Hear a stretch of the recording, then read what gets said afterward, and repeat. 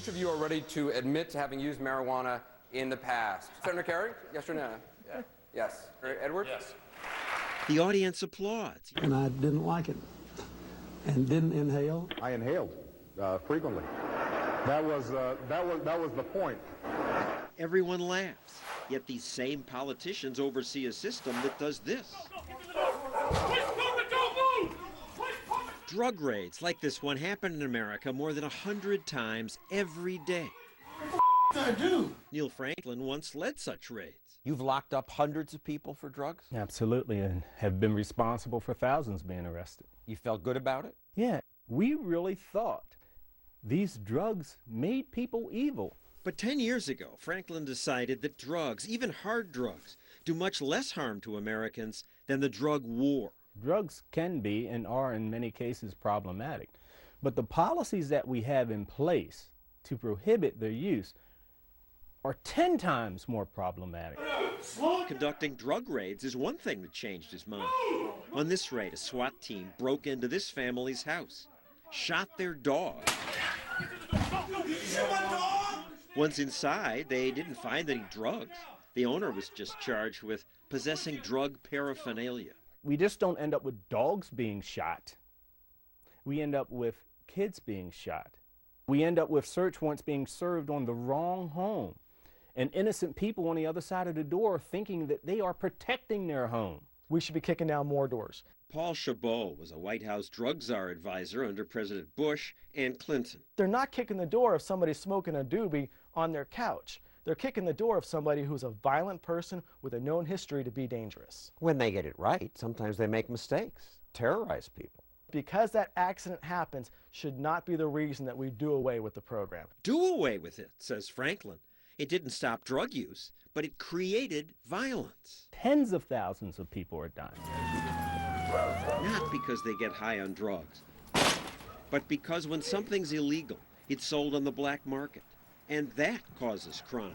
Drug dealers can't call the cops if someone tries to steal their supply, so they arm themselves to the teeth and form gangs. We have the violence of these gangs competing for market share, and people get hurt. Especially kids. Drug gangs constantly look for new recruits. Some of these gangs have better recruitment programs than Fortune 500 companies. They know what to say to kids. He demonstrated how they recruit kids. Check this out. Look what I got on my feet, man. Wouldn't you like a pair of these? Just run right over there to Foot Locker, get yourself a pair. When you get up, come back and show me them, man. Okay, kid comes back, man, they looking good, man. Wouldn't you like to be able to buy a pair of them every week? Man, if you hang out with me, this is what you could be. You could have this. A few days later, the dealer sees the kid again. What, you dissing me or what, man? You know you owe me. Well, you offered me sneakers. You got my 120 bucks? Oh, you don't? Okay, well, here's what you got to do. You hold this for me. That's all you got to do for me, all right? Just stand here. Just stand here and let me know when 5-0 comes, and you'll get to keep the sneakers. I got you. And if drugs were legal, people assume there would be more of that. No, see, you don't understand. It is the policy of prohibition that causes that environment. We don't have these kids on the corner, you know. I got a fifth of Jack Daniels here for you. You want that? Jack Daniels is sold by businesses in safe, well-lit places. There's no violence here because this is legal. But there used to be violence in places like this. Gangsterism was a natural sequel. Violent crime is why America ended its 9 years of alcohol prohibition. Al Capone, commissar of vice and corruption. We created organized crime. Al Capone. Organized crime existed well before Prohibition. But much less of it. Here's the murder rate about 80 years ago. It rose when alcohol was banned, dropped when it became legal again. If we were to do away with our drug laws and just sort of legitimize narcotic use in this country by saying let adults do what they do, we know statistically the drug usage numbers are going to skyrocket. But we don't know that. People think were it not for drug laws, drug abuse would be rampant. But Portugal decriminalized all drugs 10 years ago, and the number of abusers did not skyrocket. Actually, they have. In Portugal, which people often talk about today as a success, it's actually a blatant failure. We went to Portugal. He's just wrong.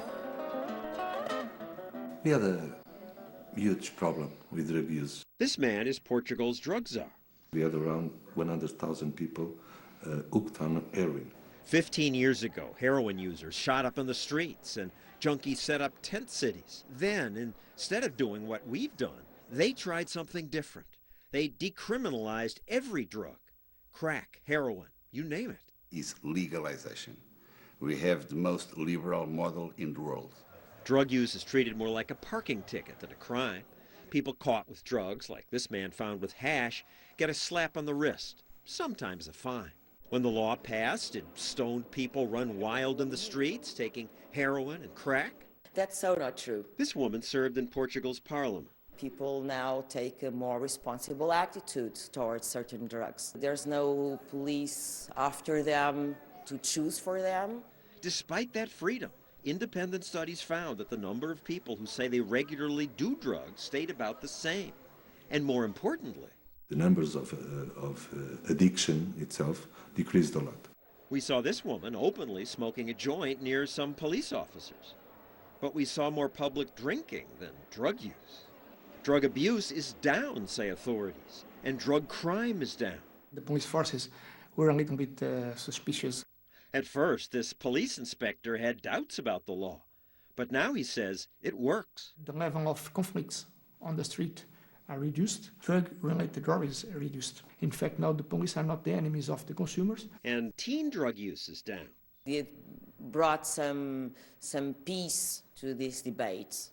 But in America, the drug war rages on.